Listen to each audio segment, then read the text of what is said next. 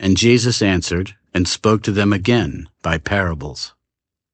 The kingdom of heaven is like a certain king who arranged a marriage for his son and sent out his servants to call those who were invited to the wedding, and they were not willing to come.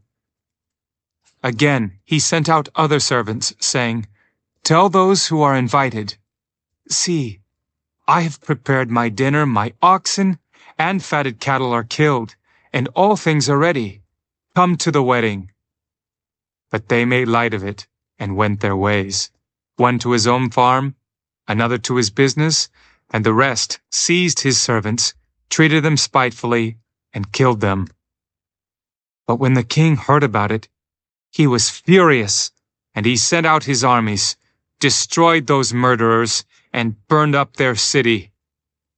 Then he said to his servants, 'The wedding is ready, but those who were invited were not worthy.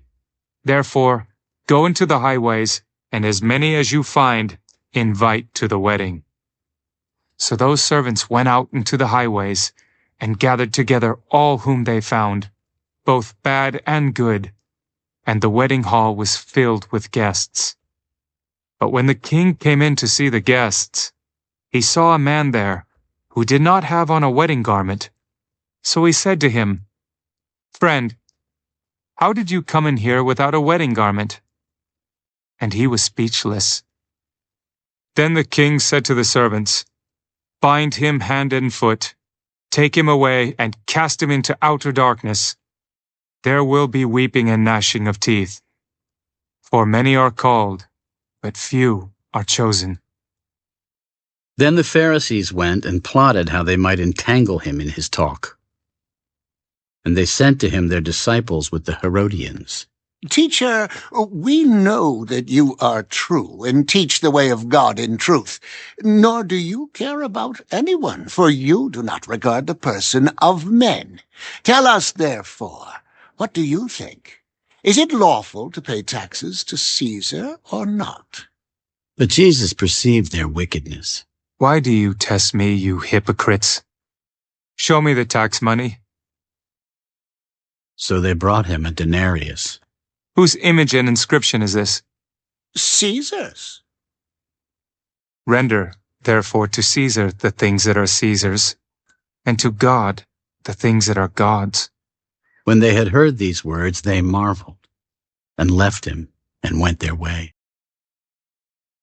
The same day, the Sadducees, who say there is no resurrection, came to him.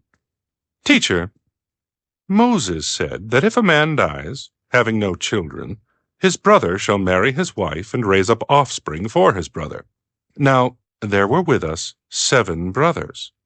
The first died after he had married, and having no offspring, left his wife to his brother.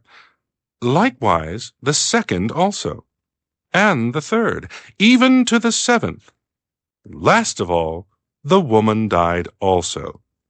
Therefore, in the resurrection, whose wife of the 7 will she be?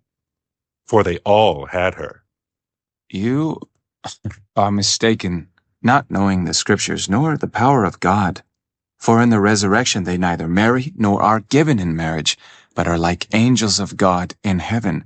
But concerning the resurrection of the dead, have you not read what was spoken to you by God, saying, 'I am the God of Abraham, the God of Isaac, and the God of Jacob'? God is not the God of the dead, but of the living." And when the multitudes heard this, they were astonished at his teaching. But when the Pharisees heard that he had silenced the Sadducees, they gathered together. Then one of them, a lawyer, asked him a question, testing him. "Teacher, which is the great commandment in the law?" "You shall love the Lord your God with all your heart, with all your soul, and with all your mind. This is the first and great commandment. And the second is like it. You shall love your neighbor as yourself. On these 2 commandments hang all the law and the prophets." While the Pharisees were gathered together, Jesus asked them, "What do you think about the Christ? Whose son is he?" "The son of David." "How then does David in the Spirit call him Lord, saying, "The Lord said to my Lord, 'Sit at my right hand, till I make your enemies your footstool.'" If David then calls him Lord, how is he his son? And no one was able to answer him a word, nor from that day on did anyone dare question him any more.